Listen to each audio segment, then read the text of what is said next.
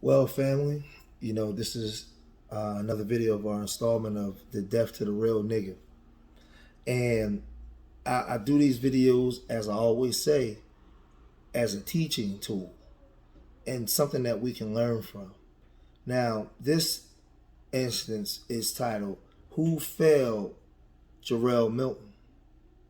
Now, Jerrell Milton was a 12-year-old that was on the run for murder. He was alleged to have committed a murder with his older brother Jamar and another boy, Shantavius. They shot two people, Ray and Charles Fisher. Ray Fisher died from his gunshot wounds. When you seen the picture of this child, he looks like a baby. So we're going to run the clip, and we're going to let you guys see the news clip about little Jerrell and what happened. Let's run the clip, and then I'll come back. A week and a half after a deadly shooting, but just hours after a tip to police, a 12-year-old murder suspect is in custody tonight. Good evening, I'm Mallory Maddox. And I'm Joe Chiodo. Happening locally live at 5. Two teens and a 12-year-old boy stand accused of shooting two men, killing one. Tuesday, the teens were denied bond, but that boy was still on the run. A multi-jurisdictional task force has been working to find him, and Tuesday night, they tracked him down. Lena Tillett continues our coverage live. Joe and Mallory, the picture of a 12-year-old fugitive stunned Omaha and the nation. And last night, Jerrell Milton was caught hundreds of miles away in Minneapolis after an intensive search to bring the boy back. He is definitely the youngest suspect that we've seen for this type of crime. At 12 years old, Jerrell Milton was the highest priority fugitive for U.S. Marshals in Omaha, according to Supervisory Deputy Chris White. For a veteran marshal, it is shocking even to him. His picture is especially shocking.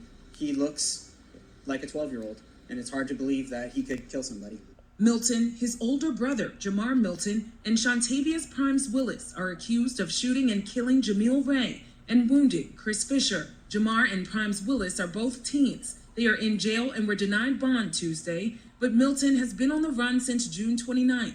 A fugitive task force of U.S. Marshals and local law enforcement have been working around the clock, gathering information about the preteen's connections. Deputy White tells me after the fugitive task force in Omaha got several tips that Milton could be in Minneapolis with family or friends, they immediately informed marshals there. That was 8:30 on Tuesday night. By 11:30, he was arrested. Near a house that we had previously identified might be associated with him. Authorities tell us Milton did not put up a fight. They're still investigating how he got to Minneapolis, but Deputy White tells me he may have been staying with family. His father, Javaris Milton, is from there, but he's now serving a life sentence for first-degree murder, convicted of shooting and killing his cousin, according to court documents, in a drug deal gone wrong. Now two of his sons face the same fate.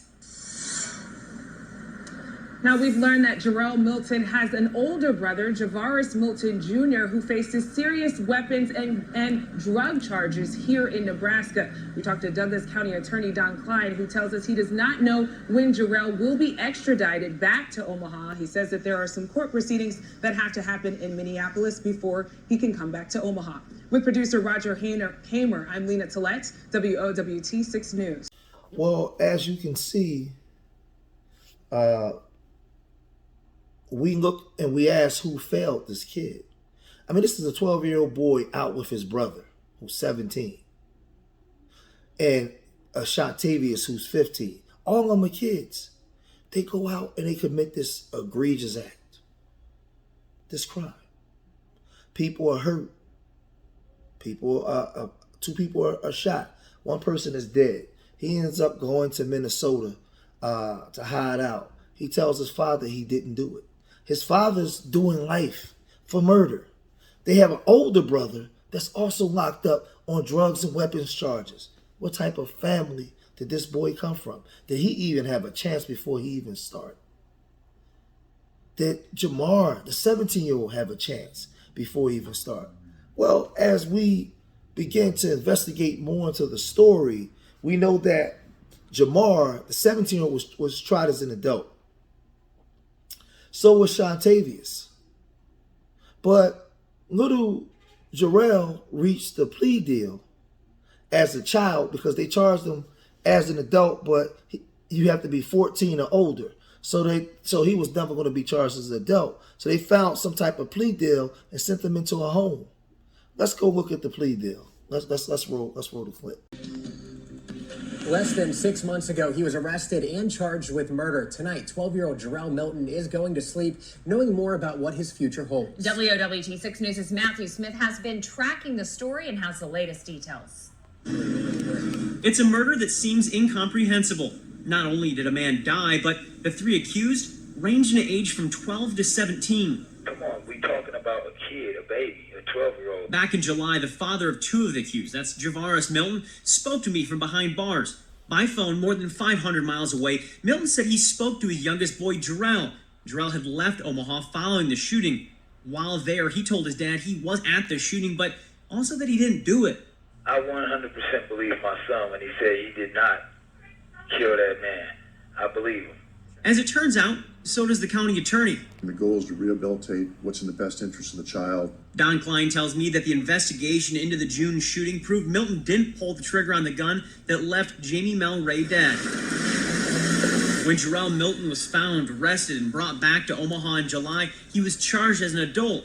But that's just the process. Since he's younger than 14, he was always going to end up in juvenile court.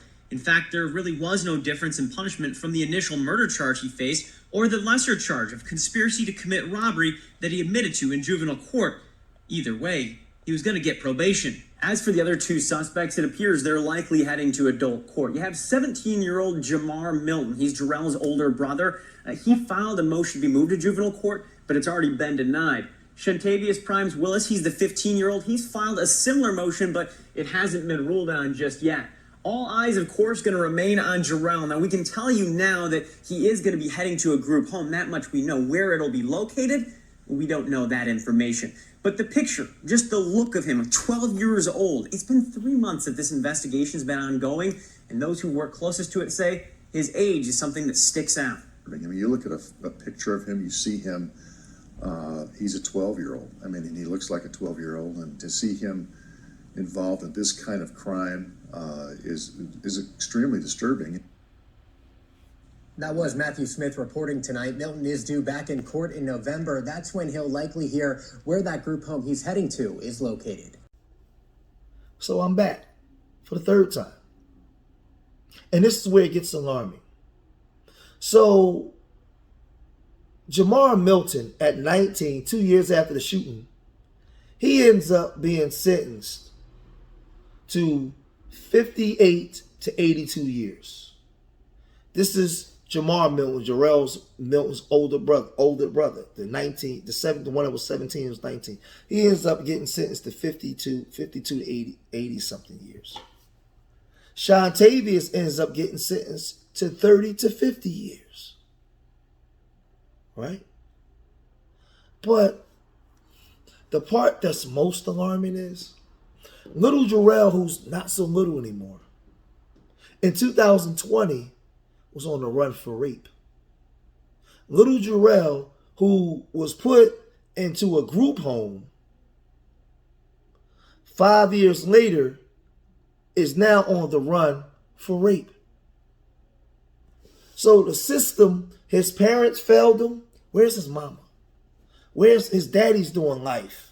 He has brothers that's out committing murders and getting locked up on weapons charges, and they got him affiliated, associated. So I'm asking, who failed Jerrell Milton? Then he went into a group home. Now he's wanted for rape. Well, when he went into a group home at 12 years old, what happened to little Jerrell? See, when you got dad out here trying to be a real nigga, raising sons to be real niggas, who failed little Jerrell? Little Jerrell never had a chance from the start. He got caught up in the murder. They sent him from Oklahoma, from Nebraska to Minnesota. They found out where he was at. They brought him back to Minnesota. He had no family to take him in, so he went into a group home. The group home didn't work. The system failed. Now he's wanted for rape after being accused of murder. Look at the background he comes from. How many black boys come from that same type of background, those same type of environments. They were already doomed before they even came out of the womb. They never had a chance. And this is why I do death to the real nigga. We got to kill that real nigga consciousness, that real nigga mindset that live in our youth, man. And embrace being an urban nerd. Get a job. Be regular. Don't put the streets before you put your children. You need to be out there for your children. You need to be in your children's life. They gave his brother 58 to 82 years at 19. They gave Shontavious at 16, 30 to 50 years. They let little Jerrell go, and now he's on the run for rape. I just want to let that sink in. When I do these videos, I need y'all to comment, because I want to know who failed him. Was it the parents, the system? Who failed him? The black community? Who failed little Jerrell? Leave comments. Like, subscribe, and share. Death to the real nigga. We saying death to the real nigga consciousness. We want to kill that nigga consciousness in the mindset of our people. Let them know that you ain't niggas. You better than that. You're greater than that. There's no coming back to save little Jerrell, but maybe we can save little 12-year-old boys that's growing up in the same environment like a Jerrell. We can turn this thing around, man. So like, subscribe, and share to the George Making Experience. Remember, I love y'all. Till the next time. Peace.